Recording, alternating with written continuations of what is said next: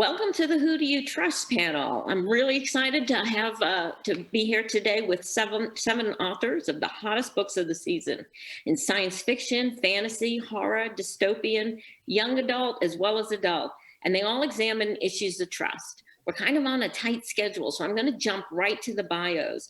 First, we have Micaiah Johnson. She was raised in California's Mojave Desert, surrounded by trees named Joshua and women who told stories. She received her Bachelor of Arts in Creative Writing from the University of California, Riverside, and her Master of Fine Arts in Fiction from Rutgers-Camden. She now studies American literature at Vanderbilt University, where she focuses on critical race theory and automatons. Next, we have Jasper Fforde. He spent 20 years in the film business before debuting on the New York Times bestseller list with The Air Affair in 2002. And since then, he's written another 12 novels, including the #1 Sunday Times bestseller, One of Our Thursdays is Missing, The Last Dragon Slayer series, adapted for television by Sky, and most recently, the New York Times bestseller, Early Riser. His latest novel, The Constant Rabbit, is available now from Penguin. He lives in Wales. David Yoon grew up in Orange County, California, and now lives in Los Angeles with his wife, novelist Nicola Yoon, and their daughter. He drew the illustrations for Nicola's #1 New York Times bestseller, Everything, Everything. He is the author of the New York Times bestseller, Frankly in Love, which was a William C. Morris Award finalist and an Asian Pacific American Award for Young Adult Literature honor book, as well as the upcoming novels Super Fake Love Song and Version 0. You can visit him at davidyoon.com. Rory Power grew up in Boston, received her undergraduate degree at Middlebury College, and went on to earn an MA in prose fiction from the University of East Anglia. She lives on the East Coast. She is the New York Times bestselling author of Wilder Girls and Burn Our Bodies Down. To learn more about Rory, go to itsrorypower.com and follow @itsrorypower on Twitter and Instagram. Benjamin Oliver grew up in Scotland and began writing long before he could spell. He attended the University of Stirling, where he studied English, but spent most of his time trying to write a novel. Benjamin's first short story was published when he was 18, and since then he's been published in over a dozen literary magazines and anthologies. Fueled by an astounding amount of coffee, Benjamin completed The Loop, his first full-length YA manuscript, in Edinburgh, where he currently lives and teaches English at secondary school. Kristin Cashore grew up in Northeast Pennsylvania and earned her master's degree from the Center for the Study of Children's Literature at Simmons College. She lives in the Boston area. Her epic fantasy novels set in the Graceling realm, Graceling, Fire, and Bitter Blue, are all New York Times bestsellers and have won many awards. Last but certainly not least, Neal Shusterman is the New York Times bestselling author of more than 30 award-winning books for children, teens, and adults, including The Unwind Dystology, the Skinjacker Trilogy, Downsiders, and Challenger Deep, which won the National Book Award. Sith, the first book in his newest series, Arc of a Sith, is a Michael L. Prince honor book. He also writes screenplays for motion pictures and television. The father of 4 children, Neal lives in California. Visit him at storyman.com. And I'm Alma Katsu. I write award-winning novels that combine history and horror, including The Deep and The Hunger. But I think the reason why I'm moderating today is that I have my first spy novel, Red Widow, coming out next spring, which I wrote after 35 years in the intelligence business with CIA and NSA. And if that doesn't make you an expert on trust issues, I don't know what will. Okay, now let's get straight to the questions, and we're going to start with Micaiah Johnson. Micaiah, your book, The Space Between Worlds, has gotten incredible praise as science fiction that breaks all the rules, with great world building in addition to deft social commentary. It's a story where travelers are able to visit any planet in the multiverse as long as their doppelganger isn't alive on the planet. These travelers are special agents. Ostensibly, they're being sent out for information gathering purposes. But it turns out they're also secretly spying on these worlds. So obviously, the traveler's in a very precarious position. they have to trust the company that's sending them out. But we already know now that the company is not exactly trustworthy. So my question for you is, if you had the opportunity, would you be one of these travelers? I don't know. That's such a great question. And I think how I've been coming at it is just like, would I want to be? Probably not. Am I already? Is kind of the more interesting question I've had, because of all the things in my book that are kind of bombastic. This is one of the concepts that most asks you to kind of suspend belief, right? That we're traveling to other worlds and that we have this kind of access. And yet, when people are getting back to me, that's the part that they say felt most real to them. And they're like, I so identify with that. I feel like this all the time. I feel like I'm in this other world. And it's just been this really kind of touching and interesting thing that's happened where for us, like that idea that like, oh, we're going to go to these other worlds feels impossible. And yet so many people have reached out to me similarly because of the other themes in the book, right? About like class consciousness and kind of traveling through socioeconomic hurdles feels equally as impossible as kind of space travel. I think that's been something that's been really interesting because like obviously like my characters in the book, I come from a sort of resourceless desert, and only through a series of happy accidents and stunning luck did I end up, getting out of that. Like there are many paths in my life that do not lead to the New York Comic Con, right? And so in that way, there are ways in which I kind of already feel that. But also the downside is there are two kind of great caveats to traversing, great as in terrible, which is one, you'll never feel like you belong. It's always that kind of Maya Angelou concept of I didn't come to stay. And the other is you're never sure if you're going to survive. And so that's kind of like the downside to traversing, like that's the risk that you take. That's why I love this panel is about trust and called trust, because I feel like my book is the opposite of trust. Like you pointed out, I really love that introduction. Thank you, by the way. Because for Kara, it's always about being hyper aware of her own behaviors and not trusting that the world is going to accept her, and instead staring at everybody else's like reactions and like hyper analyzing and this kind of paranoia that she hinges her survival on. And that paranoia really helps motivate the plot, right? Like her ability to constantly be watching to make sure she's fitting in enables her to see when something else is awry and when something else doesn't line up. And so that's kind of become a superpower, but it also means you're never really fitting in. You're always in the room watching as an outsider. And that's something that I wanted to do deliberately because it's very, very meta, right? Like if, as you're going through this book, the one person that you definitely shouldn't trust is me. Like that is absolutely something that I was kind of deliberately doing. So in addition to Kara's distrust, I feel like I do a pretty good job of having a large enough twist early on enough that readers are at least prepared for like, oh, everything is a lie. Nothing I've been told can be trusted. And I absolutely need to not trust this author or this character. And I think that that's good. That's healthy, right? Like there's this axiom where it's like, make your readers trust you and then make them regret it. And I think that that's just kind of become the thing that I live by. And it's something that I stole from like mystery writers, right? Like really good mystery writers that you already know, and really good mystery readers, they already know when they're told an alibi, when they're told the cause of death, they're just like, yeah, sure, we'll see. But the poor fools who like read my book are like, it's science fiction. Like I'm just going to read this through. And it's just like, no, sorry. Don't trust me. Don't trust anything. Everything is a lie. Most of all me. It's funny when you said that, you really captured exactly what I felt when I was reading your book. And that is, it reminded me a lot of being a spy, actually, that you're always kind of on guard and, looking around and seeing if anyone's, detected that you're a fraud or whatever. Yeah, you captured that really, really well. And I feel like we could talk all day, but I'm going to have to jump to the next person. Yeah. Next is Jasper Fforde. You are, whoops, I'm sorry, I'm trying to run something here and it's not working right. You're famous for your surrealist fiction, including maybe your best known book, One of Our Thursdays is Missing. In your latest book, The Constant Rabbit, England finds itself home to life-size humanistic rabbits. The novel has been described as social commentary wrapped in satire, as tensions develop between man and rabbit as they live side by side. And it's meant to represent the tension in Britain over the state of right-wing politics.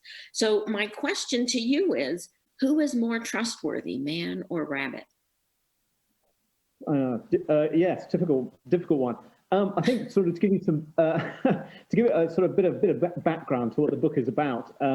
So the conceit is that in 1965, 18 rabbits underwent a sort of random anthropomorphizing event, and they suddenly grew 6 foot tall, and and they were human, but they were rabbit, and they were sort of welcomed to begin with open arms, and wow, this is amazing and exciting and fantastic, and come and join us and all that.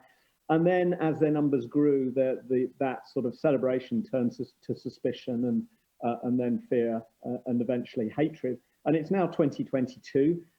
There's almost 1 million rabbits in the UK, and the ruling United Kingdom Anti-Rabbit Party has decided that they all need to be rehomed in Wales.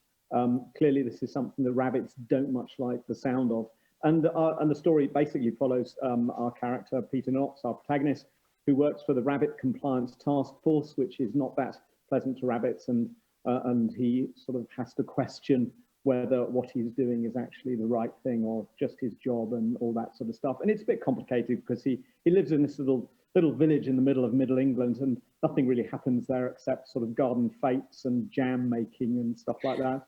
And a family of rabbits move in next door, and the villagers decide that they will have to leave, of course.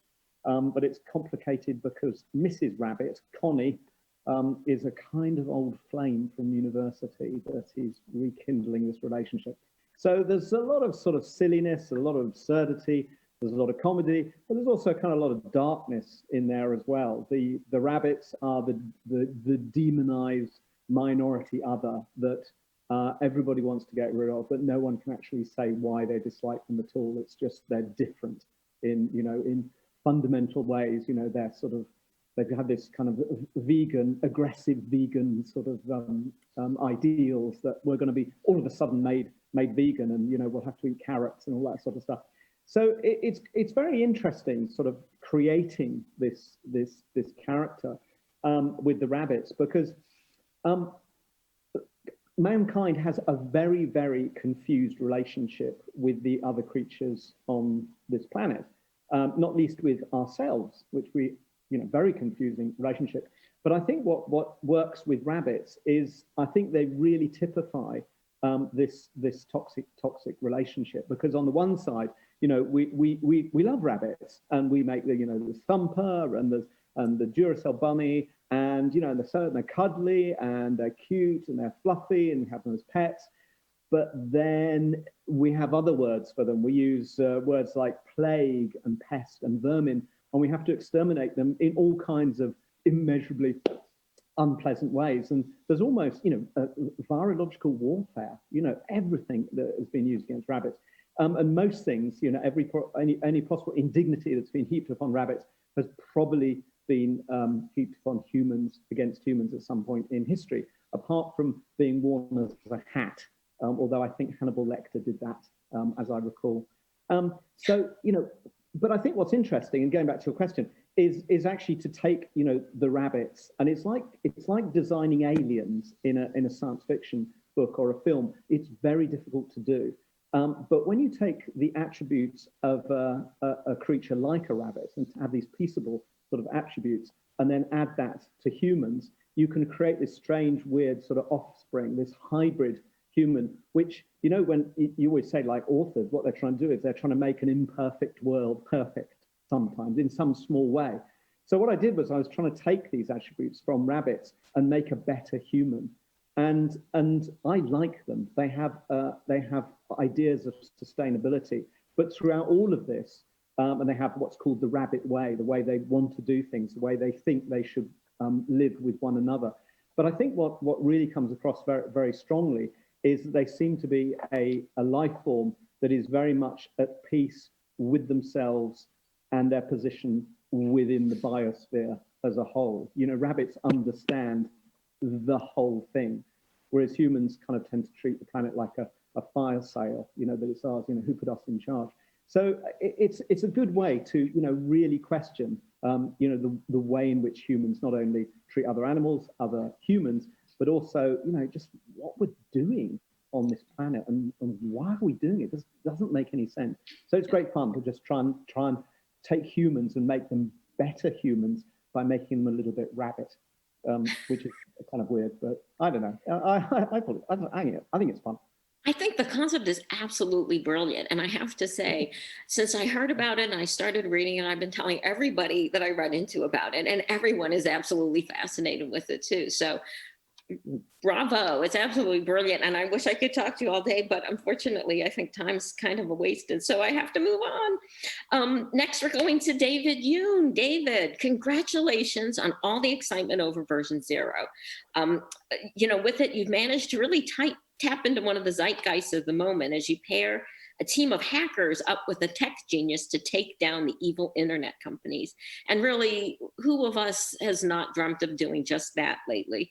So, but just as the internet and society have wreaked all kinds of havoc on society with unintended consequences, so have the hackers' actions brought about unforeseen catastrophes. So for David, we have a broad question for you. Do you trust technology? And please tell us why or why not. Do I trust technology? Oh my God. I mean, no, I don't at all. I have so many conversations with my daughter. She's 8. And, she's like, can I post to Instagram? And I say, hell no. Hell no. You never know what's going to happen. When you give that information, it just is, you're giving it to people that you can't see, invisible people.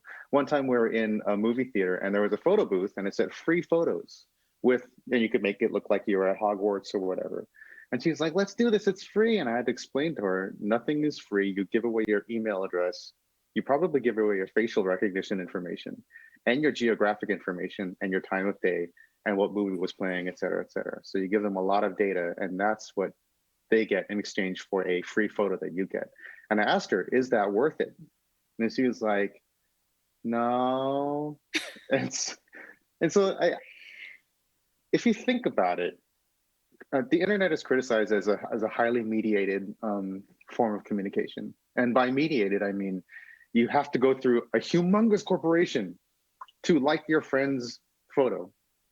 So that little like goes all the way through the huge internet machine, through whatever algorithms that Facebook and Instagram have to show up and give that friend a dopamine hit and a sense of recognition. And if you really think about the internet in general, that's how the experience has always been. We treat it like it's a new thing, like, oh, these big companies they have an insight into all of our communications. But since the early days of email, back when we were all on VT100 terminals, using Pine or whatever, that was still going through a centralized communication hub that routed all the information.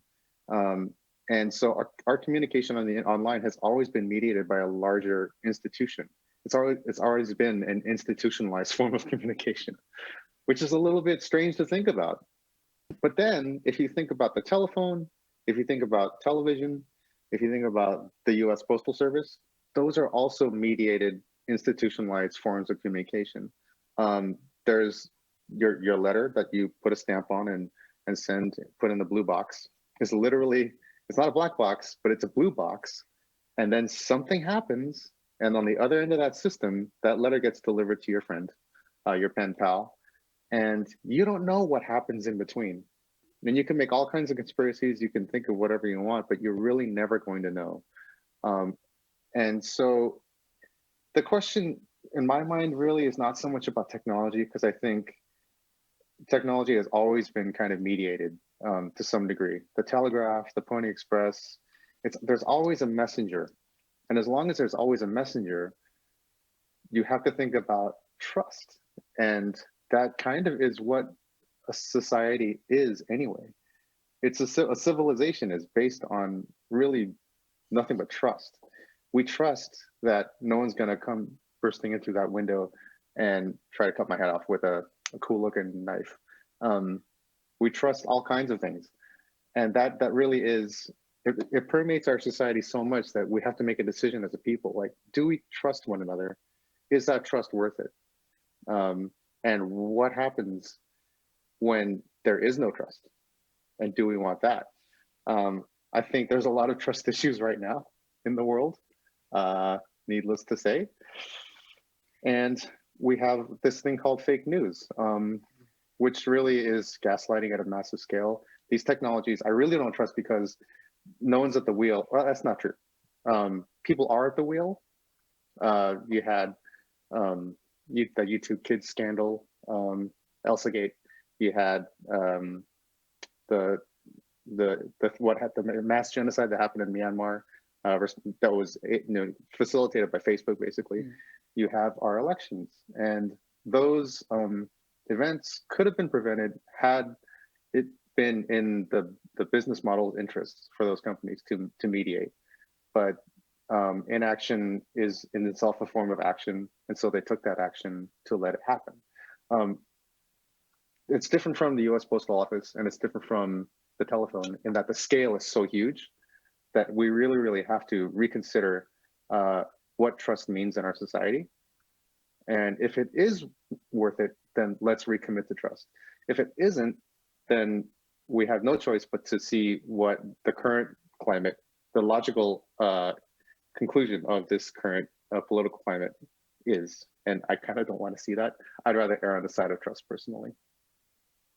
You raised some really fascinating points. I'm glad you brought up at the end that the post office isn't the same as Facebook. I mean, just the level of trust there. I mean, because that in itself brings up a really interesting point about, especially in America, have we just changed so much as a society that we're willing to accept something that's such a big black hole to us? I mean, really, and I should probably decloak a little bit here, but that's my area of expertise. I work in emerging technologies with an emphasis on social media analytics. Yeah.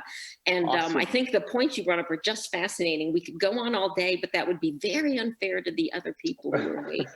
So let's hope we have a little bit of time at the end. So very reluctantly, I'm going to move on to right, cool. Rory Power. Rory, you are following up your bestseller, Wilder Girls, with a story in which you explore how dreams become nightmares. In Burn Our Bodies Down, you have a young woman for whom her past and her family have been kept a mystery, who yearns for nothing more than to know where she comes from. But when she's given the chance to discover just that, she finds out that the past may have been kept from her for a reason. Your book is being hailed as another excellent novel that combines horror with social commentary, as well as genetics and agriculture. Oh my God. Rory, the question for you is, how do you choose whom you're going to trust with your deepest, darkest secrets? Well, I think what's really interesting to me about that question is that my answer is going to be different from everybody else's answer, and their answer will also be entirely unique because of the way each of our lived experiences influence us and build who we are and how we make decisions. And I find that something really interesting to explore in fiction. My main character, Margot, she's been brought up in a very specific way. She has this mindset that's been really molded by the kind of neglect and emotional abuse that she's been through. So when she's put in a situation where she's asked to trust someone, her judgment is totally different from ours as the reader. And I really loved being able to work with that. There's this one character, her grandmother, and she meets her grandmother and is like, "You're amazing, you're family, like you're everything I've ever wanted. Like, let's do it. Let's be friends forever." And we as the reader are like, this woman is shady. Like, what is going on with her? Like, this is not good. You should get out of here. But I loved working with these two completely different judgment criteria, and that there's our main character.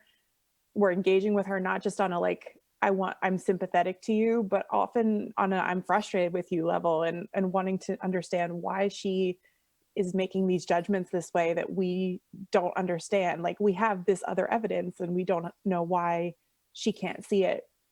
So I find that really interesting, the way that how we grow up and how we move through the world sort of prioritizes some things and deprioritizes others, so that maybe red flags to other people aren't red flags to us. And Margot, the main character, she also, experiences the converse, where she doesn't trust people she should trust. And there are people who are actively trying to help her. And she's like, "Nope, I'm fine. It's all good." And that's part of the thing that I really love about fiction, is that we can care about characters in so many different ways. We can want to read a book because we hate the person on the page and we want to see them get their comeuppance, or we can read a book because we're so frustrated with them and we want to see them grow. And I think that ties in to a lot of questions about likability and what we expect of different characters. And I had a really great time sort of exploring the difference between like expectations and reality and what we see versus what a very specific character would see. So I think going back to the original question, what I would use to determine whether I trust someone is going to be so specific and so reflective of where I come from, and it's going to be that same way for everybody. And I think that's a really good question to consider when you're building a character and when you're building the world around them, is how are they, not only how are they going to move through the world, but who are they going to look to immediately as an ally that maybe the next character wouldn't. And so I find that really, really fun to explore. And I thank you for asking. And also thank you, New York Comic Con, for having us. This is such a fun panel and everyone's wonderful. Okay. It is a great panel, and you know, your answer just makes me think. So I've been writing not as long as some of the folks on this panel, but about 10 years now, and I've really seen this evolution in what an author can kind of get away with their characters, especially their main characters. I mean, 10 years ago, you would get a lot of criticism if you didn't have a likable main character. Yeah. And you know what you've said, it really goes down to the author's finesse and ability. But if you can pull off a complex character that really makes your readers, you know, sort of think about, well, you know, and react to, you know, that's quite an undertaking. And yeah, there's been such wonderful praise for your book. I'm really looking forward to getting into it. I haven't had the chance to read it yet. There's too many books. I mean, they're amazing, but we all have stacks very high. Yeah. Virtual stacks now. Well, very reluctantly, I'm going to shift away from you, and we haven't even gotten into the genetics and agriculture part, but we have to move on to Benjamin. Benjamin, congratulations on your success with The Loop. It was very exciting to read all of the praise for it. And I understand it's going to be a trilogy and that you're in development for a TV series with one of the producers of Black Mirror. I don't think it gets more exciting than that. But it's easy to see why. In your novel, Luca, the protagonist, is imprisoned inside the Loop, the futuristic death row where young offenders wait their execution. Inmates have the option of taking place in delays, medical and scientific experiments that push back the date of their execution. But when rumors of war start to circulate, Luca realizes that breaking out of the loop might be his only chance to save himself. So Benjamin, I wanted to ask you, what gave you the idea of putting teenagers on death row, which I'm sure every parent in the pandemic thinks is just brilliant, but we're going to skip that. And we're going to talk about the justice system. How much trust do we owe the authorities who have so much power over our lives? Do you trust the justice system? Yeah, that's a very good question. No, is my answer, basically. No, I mean, the justice system throughout my whole life has been clearly skewed in favor of certain groups of people. And I feel like everything I've written in the last 5 years or so has been all about distrust. It's been all about, good science fiction, you should always be holding up a mirror to society and what you see in the world. And I tried to do that with The Loop in regards to things like the justice system and authority. And I feel like, I'm just, I wouldn't say I'm negative, but I seem to be writing from a place of distrust all the time these days. Distrust of government, authority, and technology, they're all very big themes in The Loop, all sort of circulating around distrust being probably the main theme. The second part of your question was, how much do we owe the authorities? And the answer to that is none. Trust is an earned thing, and people at the top of the ladder, people in positions of power, are constantly, sawing the rungs off below them so that people can't get the opportunities and can't climb that ladder themselves. So, yeah, these are things that come up in my writing all the time, and I feel like I can't. If I end up having a long writing career, which I hope I do, I think people will see that is a recurring theme in my writing. I try to. I mean, The Loop is all about, like you said, kids being locked up in a death row prison and being used as involuntary guinea pigs in experiments for the betterment of the rich in society.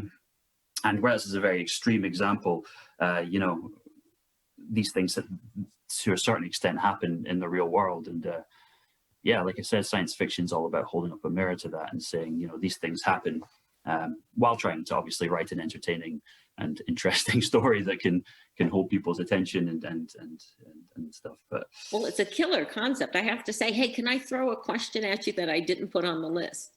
I Yes, read please do. somewhere that you had said, you know, you got this trilogy deal, but when you got the deal, you had no idea what was going to happen in books 2 and 3. Yeah. So you must be writing book 2 now. How's it going? yeah, that's true. Probably something my publisher shouldn't know, but yeah, hopefully they won't watch this.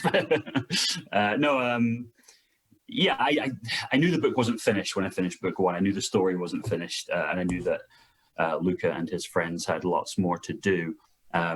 So when they asked me, I said it felt like a trilogy, and then they said, "Oh, could you send us what's going to happen in books 2 and 3?" And I was like, "No, I can't. I don't know I don't know what's going to happen in books 2 and 3." But I've now finished book 2. It's sent away, and I'm really happy with it. I think it's better than the first one, and I'm currently working on book 3. And but yeah, I was a little bit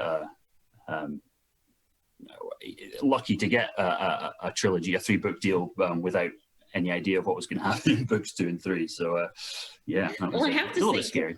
yeah, congratulations on finishing book 2 so quickly, because I think most writers would say book 2 is the hardest book to write. So it sounds like you got it out, you know, in good time. So congratulations to you. And I'm afraid I'm going to have to move on because the clock's ticking. Yeah, I feel like I'm on a game show or something. Kristin, we're on to you. Your book Winterkeep, coming out in January. It's the 4th book in your best-selling Graceling Realm series, and it's coming out 8 years after the last book in the series.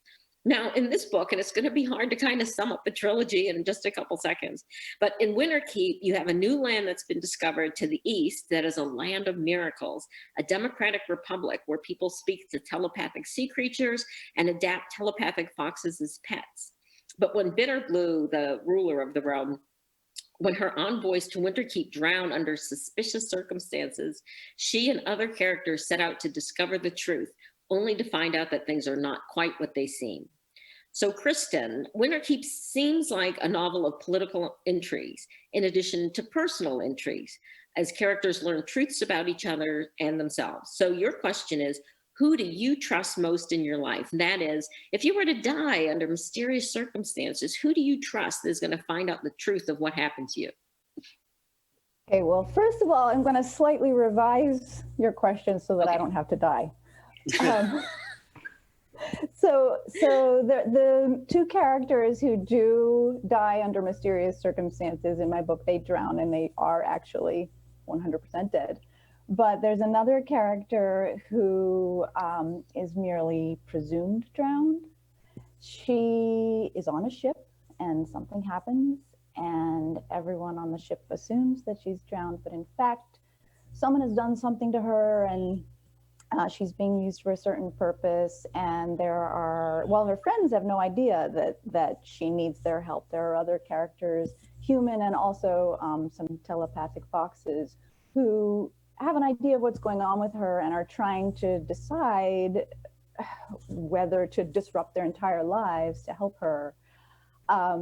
So for the purpose of thinking about this question, I'm just going to decide that I'm presumed drowned rather than actually dead, because that way I don't have to be dead.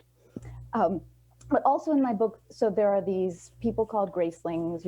Very rarely a person is born with a particular extreme power, and grace, they're called graces, and it could be a whole range of things. Like it could be something fairly useless, like being able to talk backwards really fast, or it could be a musical skill, or pastry making, or also some pretty dangerous and nefarious things, like you can have the grace of mind reading, or you can have actually my main villain in the earlier books is a king who has the grace of telling lies that people believe, which, you know, feels a little relevant, but anyway. So, and one of the characters in Winterkeep has the grace of, so when you look at her, she can change what you think you see. So for example, if you're in a room that has like big drapes and she's over by the drapes, when your eyes move to her, she can make you think that she's just part of the drapes. So she's a really good sneak, a really good spy.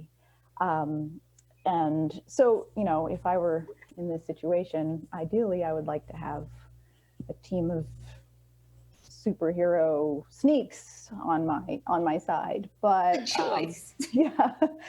But you know, if I have to bring it back to a more realistic scenario, the most obvious and direct answer is my husband. He's got good brains, and like he would also be motivated to rescue me. Same with, I believe, my sisters. They together they can make a good team. But also, I've long had a theory that novelists would make really good spies, because Ooh. you know, it's not in particular novelists who write maybe genre fiction, mysteries, or fiction for young people, basically novels that actually have a plot, could make really good detectives, because these are people who spend all of their working hours really focusing on particular situations and trying to find the holes, finding the places where people are acting a little inconsistently or where things don't match up, and like balancing the clues that they're putting in the book and studying motivation, testing whether it's consistent, and like just paying such close attention to details that I sort of think that, you know, that's what a writer does. So I could imagine like a team of my novelist friends getting together and figuring this thing out. That's a great theory. Do you have one in particular that you would well, you know, charge? I thought about that, but I'm afraid that if I name one of my writer friends, my other writer friends will be offended. That's true. So, That's true. So I think that also touches back on the trust of the reader question, because we're just working so hard to write with finesse, like you said, and create a book where the reader can feel safe in the writing and safe in the fun and the adventure of the story. Well, I think you've definitely done that. And I love the ideas you come up for, these graces that people can have. Thank It's you. just fascinating. How can you think of can speak backwards perfectly? And I wish we could do more, but I have to get to the ridiculously talented Neal Shusterman. Neal, are you there still? Okay. Sure. Thank you so much. Okay, last but definitely not least, let's just jump to the book. In the Sith trilogy, you created a dystopian future, excuse me, in which science has made the unthinkable reality. Computer program called Thunderhead has made disease, war, and death obsolete. But because people must die in order not to destroy the population, individuals are selected to be Siths, grim reapers, if you will, whose job it is to usher people out of this world. Neal, your question is, who do you trust to make the decision to end a life, a machine or a human? Well, that gets to the core of the whole idea of why I wrote the story. I mean, the Arc of a Scythe trilogy is about a world that has solved all of these issues and is basically quote unquote perfect, except people still have to die.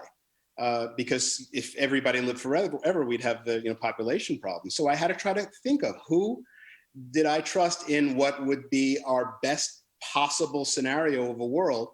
Who would we trust to make that decision?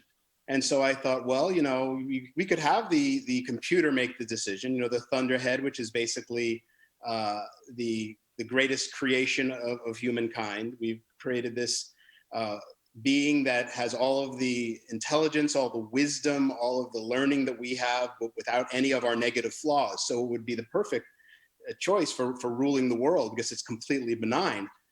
But on the other hand, it doesn't experience life. And so it has no concept of death. And so it has decided that it will not have anything to do with life and death, because that should be administered by humans. So how do you choose what humans make this decision? And I kept thinking of all the different possible ways, that could it be the government that does it? No, that's a really bad idea. So I thought, in a perfect world, the Jedi would decide. The Jedi of death. What would the Jedi of death be like? And so I came up with this concept of these characters who walk around in these very distinctive robes, and they are very regal, and they are very honorable and compassionate, and it's all about compassion and wisdom. But of course, when you give human beings that much power, corruption is bound to get into the system. And so while the Thunderhead is perfect and makes no errors and does everything correctly, the Scythedom, this organization of individuals, slowly starts to become a bit inebriated on their own power and start making decisions that don't necessarily follow what they are supposed to believe. So in terms of who would I choose to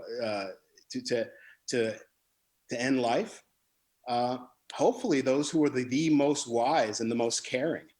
And hopefully those people who have that job do not succumb to human nature and our human flaws. Well, it sounds fascinating. We're going to have to read all 3 books, though, to find out if you're able to find someone, right, who is incorruptible and that we can trust with life. Well, guys, I think we have just a few minutes. Are you game for one question? I have one that I can throw out to the group. And then basically it has to do with kind of what we're going through now. Whether you're in the US or the UK, you know, life has just been rife with political intrigues. And does that make our job as a novelist harder or easier? Are people sick of intrigues? You know, basically, you know, does nobody trust anybody anymore? Is it too hard to come up with a story that sort of tops what we're experiencing in real life? Does anyone want to jump in on that one?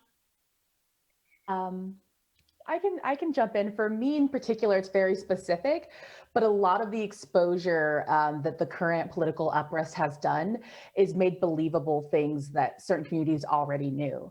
And so for me as a novelist, it makes my job easier because I don't have to try to convince people of certain like racial injustices. Like you already know, like there's a lot of shortcuts I'm able to do. Whereas before, like I could feel like I'm now allowed to bypass the begging people to believe thing because in kind of a post-Ferguson world, it's gotten more mainstream, the things that certain communities I wouldn't have had to do that work with ever. But for the broader scope of the world, it's become easier to kind of do that educational work. That's really true, actually. I'm just gonna jump in. Yeah.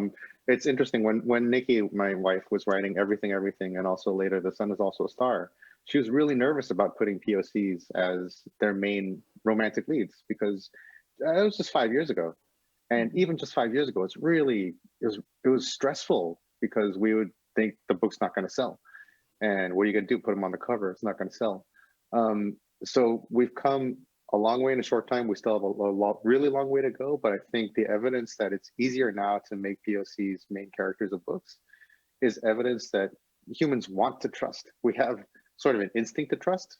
I think cities are evidence of that, and systems are evidence. And we keep building systems in cities, and those are built on trust. So we want to trust. We're just really tired of being exploited for that natural instinct. And that just bums me out. So I want to just keep on trusting. I trust in trust.